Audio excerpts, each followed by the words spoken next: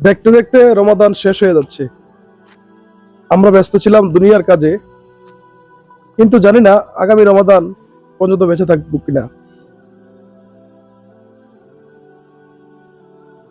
আল্লাহ পবিত্র কোরআনে বলেছেন সূরা আল মুমিনে, যখন মানুষের কাছে মৃত্যু চলে আসে তখন সে বলবে, হে আমার রব, আমাকে আবার দুনিয়ায় ফিরিয়ে দিন। আমি সৎ কাজ করব, আমি ভালো কাজ করব।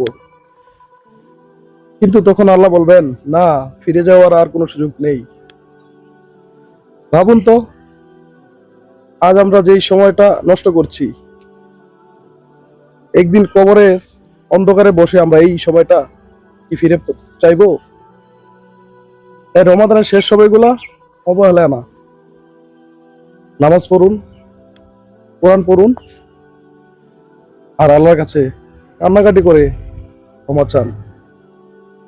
কারণ হয়তো এই রমাদানটাই আমার আপনার জীবনের শেষ রমাদান হতে পারে।